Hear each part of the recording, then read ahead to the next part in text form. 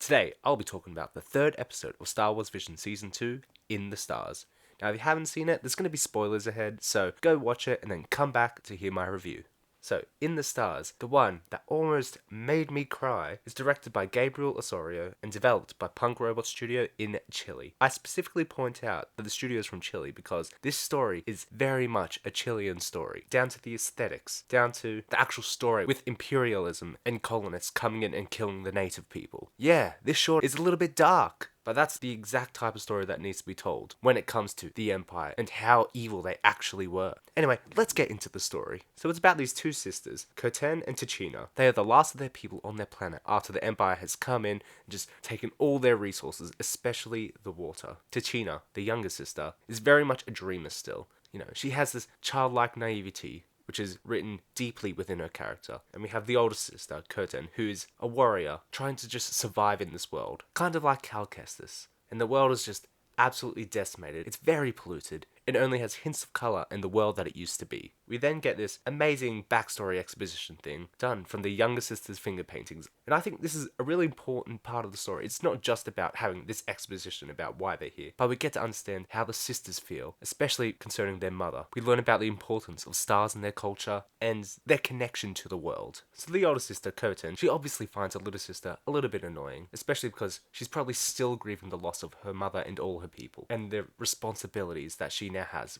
caring for her sister. This is very much a Wolf and Cub story. You know, Star Wars loves that at the moment. You have the Bad Batch, you have the Mandalorian. There's others probably. Anyway, the older sister, she goes off to infiltrate the Imperial base just to get some water for them to survive. The water that, you know, should be theirs for free. But no, the Empire is evil. Fuck the Empire. The older sister, Koten, she infiltrates the base, but then hears an alarm and finds out Tachina followed her and has gotten caught. Then we have this pretty great action sequence of them trying to escape, non-lethally taking down these grunt workers. And just as they're about to get out, Tachina, the younger sister, she wants to make a stand. So she lets go and tries to use the Force to take down the Empire. And does she succeed? No, because she's a little kid. And she's about to be thrown off a building by these stormtroopers. And that's when Koten, bless her heart, realizes that this younger sister of mine, she's all I've got. She is my world. I need to save her. We have this beautiful sequence of her rushing to her sister. All the diegetic sounds are muted, with the music just coming in, urgent music playing. And just as she's about to reach her sister, the little sister's about to fall, but Koten uses the Force to save her. And you know, it's not a surprise that she has the Force. There's very much been this foreshadowing leading up to the both of them having the Force. Everything about this moment is really triumphant. The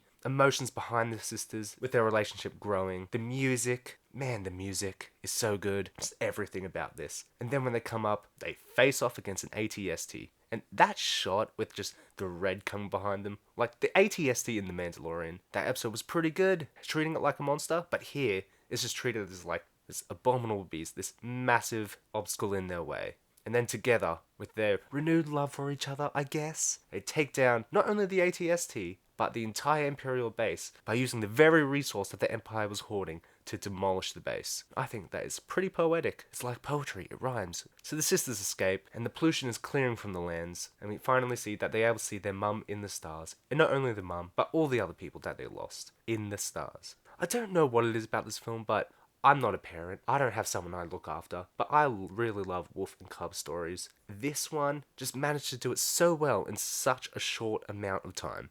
Let's talk about everything else about the film.